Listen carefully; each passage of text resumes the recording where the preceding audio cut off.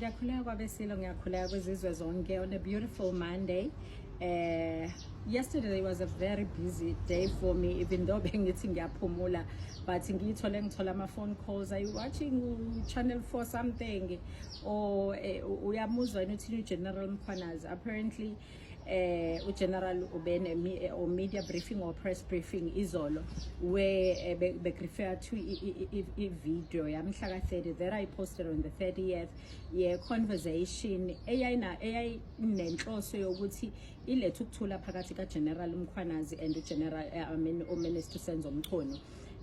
But ke ngibese ngiba privy to ama ucabanga kwabantu abebekade befone abanye bethumela izinto bese kuba ne conversation after that nokuthi yonke lento ngokuyibuka kwabo isho ukuthini. Mhlambe kuzokhumbuleka la ukuthi indaba ka General Mkhwanazi uqala nje abesemsindweni kangaka of late kulandela indaba yokuthi kube engathi uvimba ukuboshwa kuka Miss Ndlovu obesolwa ngokuba yi-kingpin ye-drug cartel yase Westville prison.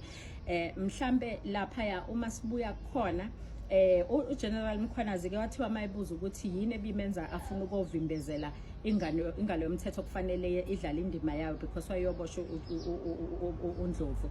Athi it's because 2023-2024 kube na over 4,000 cases abeclaim more than 2 billion from estate for unlawful arrest nezinye zezinto, and kuyavela ukuthi uthi ke ngenxa ukuthi ubufakazi bengingafiki or bengebuningi futhi kubonakala ngathi kwalokho kwatholakala emgqonyeni ngathi kuplantiwe bekubalwa ke nezikhali engathi emthethweni nokunye ngaphandle kwalokho kwakade kuthuzoboshelwa khona uNdlovu.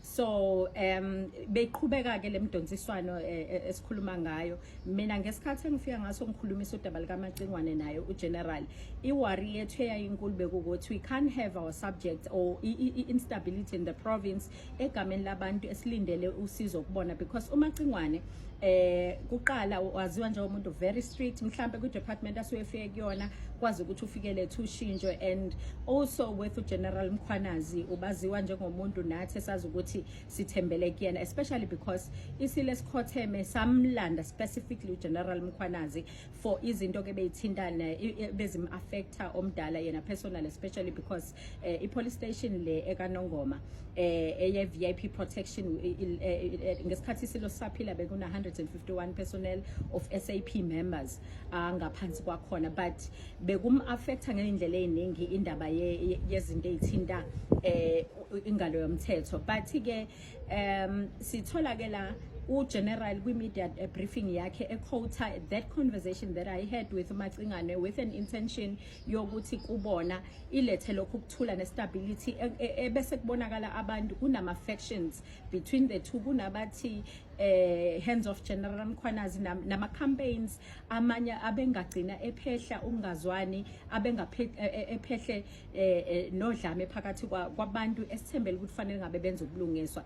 uGeneral Mkhwanazi ke simbone eduma kakhulu ngokudila negebengu noma engabe kuthiwa ama heist ese uphethe umnyango kwi province, ama heist igebengu ezingabe ziphusha ama drugs nokunye okuningi esimbone vela khona, and kulesi sikhathi siyababona abantu abaningi beboshwa khona, but ngihambe ngaba nento ethi following ukudisbandwa kwe committee yama political kwe task team yama political killings, benginakho nami ukuthi bese kufanele disbandwe that task team. Nginezathu ke mina ezingithinta mhlambe eduze le task team iphethe ama cases of the likes of Senzo Meyiwa, yebo omagaqa amakhosi abulewe, induna ezibulewe, and a lot of high profile people, and ngike ngaba ne interaction with them following case mina ebikade kufanele yenziwe. Bafika ne docket nje nama details e docket yenkosi yangapha kaCele that was killed ebukhosini bakacele ngo-2021, and some of izinto because sahlale side we had 5 hours meeting nabo baze bahambe ebusuku kakhulu befike endlini sikhuluma ngalezo zinto. But my concern izinto that we expected them to do follow up babophe kuzona ayikaze zize zenzeke, and emva kwalokho babe bengasatholakala basawabamba amafoni, and izinto esasiyikhuluma nezinto ababeyilalela kuma clip kutholakala bezazi futhi bebazi laba bantu. They only needed to be sure because babeze bebukana labo baseshi abetask team la khuluma naye. And there are so many cases engawabala, even ama cases ama kingpins amanye abekadaziwa, the drug lords abekadaziwa. Kwesinye isikhathi kunama cases ngaze ngenze example kubona sikhuluma ukuthi kunamaphoyisa aka report into eyakangithusa kabi because kunegama la mentioneka whereby kuthi mangabe kuyohlaselwa the other faction kuma kingpins makuyohlaselwa the other faction kuphume kuze kuphume ngisho ichopper kuphume flying squad zonke iphume zihambe kusaphume into ethi kuyohlaselwa kayiwo akahlaselwa, but the other faction lekubonakala ngathi ke yona ayinayo imali, kubonakale ishawe babulawe baze bangcwatshe baze baphinde bashawe ngisho emncwabeni wabo. And umbuzo kuzothi how kanti enjani le genge yona ekwazi ukuthi ishawe enjani engezoshawa? Kungenzeka yini ukuthi kanti labantu abaphethe lama cases banama factions athile thina emehlweni ethu ekuzobonakala ukuthi kushuthi bayabashaya abathile, and batshengisa ukubazi kwabantu ema-taping ababewalalela ekwakhulunywa ngawo, but till today thakaze benze lutho. Even noma stage bekukhulunywa ngabo abaphethe o general abangaphansi kwakho General Mkhwanazi, kubalwa the likes of Brigadier or General Ngobeni as owayo cluster general ngase from Durban North, Verulam side, Bellito side, that side, kubalwa a lot of aba reporter go General Mgobhozi, bonke labo bantu baphansi kwesandla sika General Mkhwanazi. Now uzozibuza ukuthi uma kunezinto ezinjengalezo nezinkulumo ezinjengalezo kwamaphoyisa wona etshengisa ukuthi ingcindezi within their circle ikhona, uzoyibuza ukuthi ihamba ifike phi into enjengaleyo. So thina kusijabulisa ukuthi uma sezize kwafika ku la ekufanele ngabe kudulwa nomsuka khona hayishuthi ibambe ngakho. And ngifuna abantu bangangizwake kabi, angina side engilifavorayo, ngifike la engithi khona uma ukuthi umacingwane khona la onekhona abavulela nama case bebophana. Uma ukuthi uGeneral Mkhwanazi ufike la aboshwa khona abavulela nama case babophane na whoever omunye othintekayo akungasperwa na any of them. If makufanele kubuyiswa ngisho abadala nabanjani vele ku right. Yabona if there's a new sheriff in town ufike abe nabakhe na uzokhanda yakhe phela camp yakhe or icartel yakhe azosebenza ikhona right impela sesifike la esobona khona umthetho uthatha indawo yawo.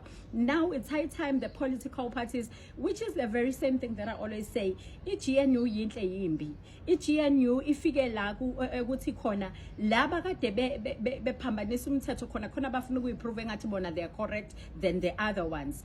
Kuthi laba abanye ababambisene nabo uma seyiphambana ngombono kungasadleki kwabanye kade bejwayela ukudla noma abanye ade bazi ukuthi fanele kudle bani hayi zinyathelana amakhona. So yabona njengamanje our government uzothatha ishape bazo exposeana, and ilokho esikufunayo esifisa ukubona, but esingafisa ukubona instability in our province, instability in our country, egameni lama politicians, egameni labantu abakuma high rankings in our government. Asifisa ukubona kwenzeka lokho. And ngihlabile kancane inkulumo la kunabantu abathi uyabheda uMkhwanazi, uyabheda uSenzo Mchunu. Let us not buy ama party. I guess babukele bona njengoba ngishilo wasekuqaleni ukuthi asingabheki ama merits of ama case wabo ukuthi ku right noma bengekho right. Already baya ku space sethu. Ku space sethu kushuthi it's for our consumption ekhulunywa ngakho. Ufika uyafunda ufunda ama allegations uGeneral Mkhwanazi with evidence. Yini kufanele siyenze? Is it for PR or whatever any other thing? Because I don't think General Mkhwanazi ulobisha for a position yokuba in a political space or anything, or even going to the national space where mhlambe ngaba national commissioner. I don't think he's doing that. But uma kuzoba ne-statement esi-irresponsible esithi abantu from the security industry nomphakathi esifuna ukuphehla into ezofanele sibhaye iside lo yedwa wabo either yena noma uMacingwane noma engabe sisho uMacingwane. That's irresponsible. Asingaphehli into ezofuna ukuthi kukhethwe ukuthi kufuneka abantu between bona or wrong akashona esitokisini. If there's evidence, evidence angithi uGeneral Mkhwanazi kushuthi akaboshwe phela uMacingwane. If no Macingwane njengoba kade kuhlongozwe indaba yokuthi leli viki ngaphela beboshwa oGeneral Masimula, uCommissioner Masimula naye nabo General Mkhwanazi ababoshwa abantu abenzokuphambene nomthetho. That's where ama-political parties ekufanele ngabadlala irole yawo.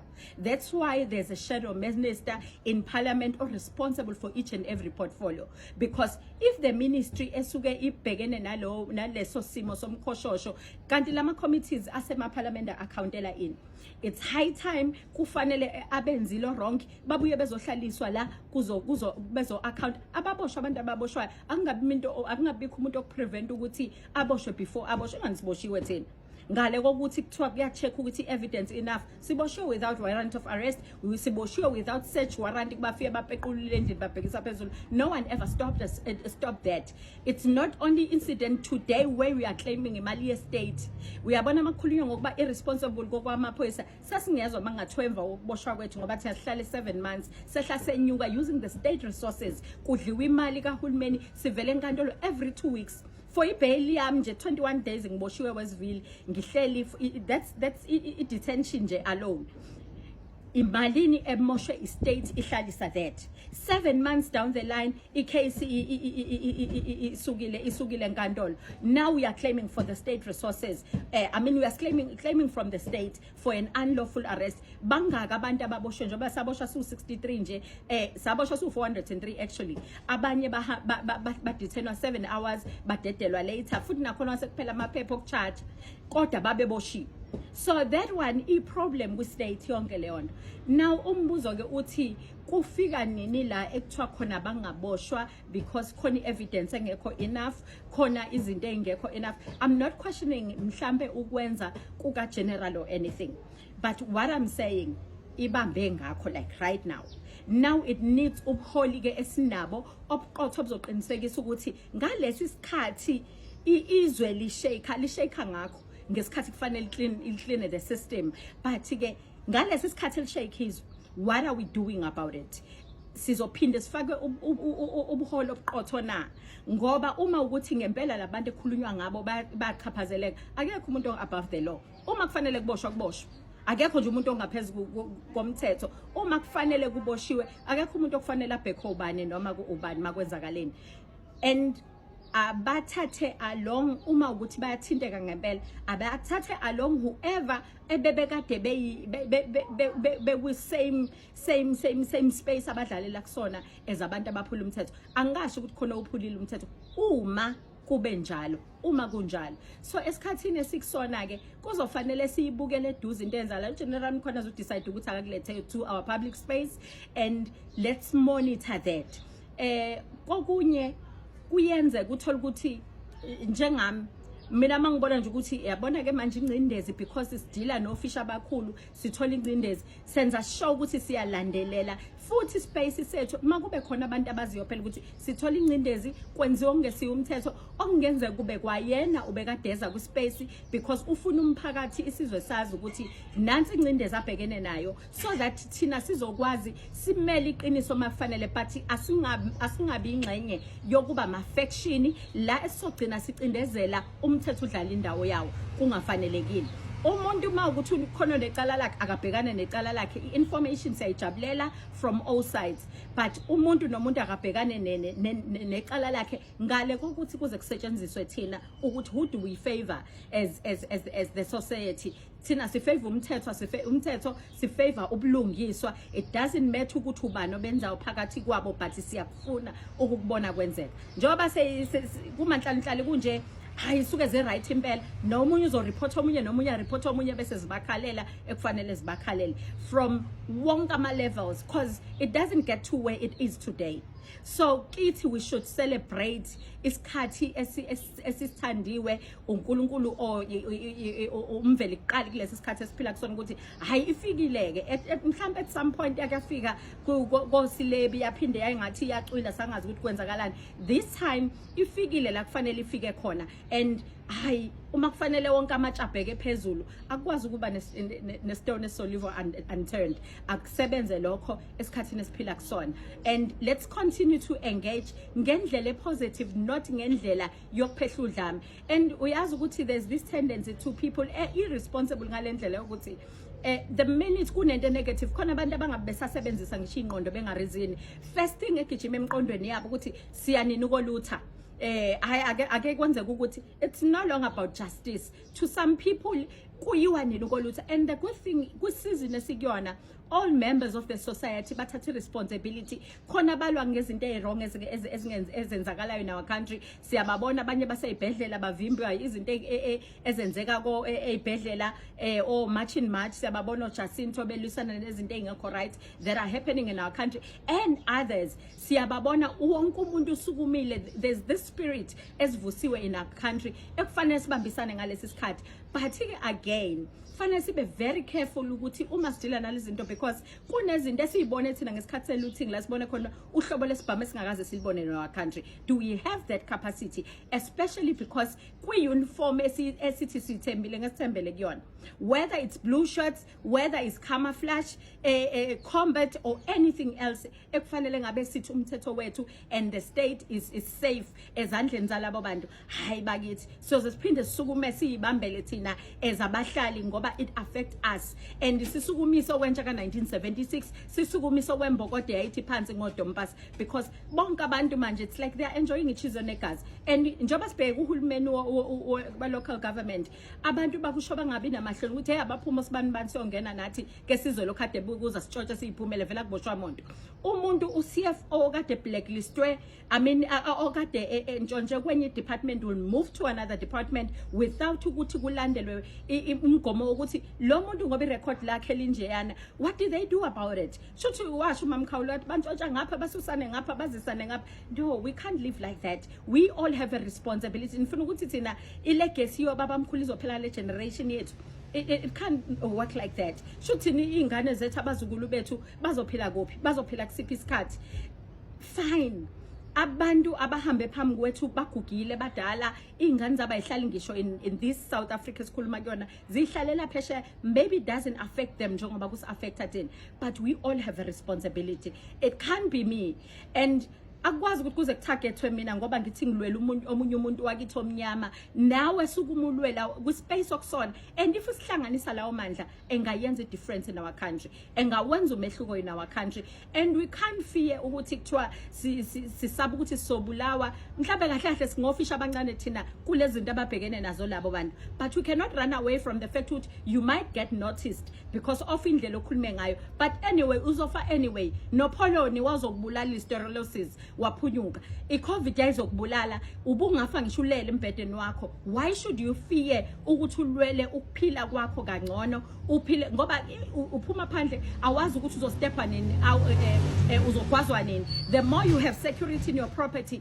the more izigebengu zifuna ukwazi ukuthi yini lo ivalele kangaka ukuthi ungazube na that kind of security. So abantu abasasabi lutho, but ezandleni za blue shirt, ezandleni zamaphoyisa.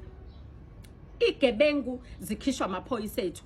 Isigebengu before siyobanja sifonelwa iphoyisa lethu limtshela ukuthi bayaphuma njengamanje siyaphuma ze lapho awungafici ibanjwe ama drugs abanjwe kuthiwa worth 71 billion. Asikaze siwabona ama drugs eflashwa thina. Well ayiswaphi ukuze sazi ukuthi sibhekene nani. Ayikhale kubo labe ekhalayo, ayikhomba nezodwa. And the political organization, the oppositions awavuke ngalesi sikhathi asibone ukuthi ameleni sivoteleni, sazovota again but sivotelani. It's high time sizazi ukuthi as South Africans si safe na ezandleni zabantu esibanike responsibility of our lives. Ngiyathobeka kakhulu kwabesilo, ngiyathokoza.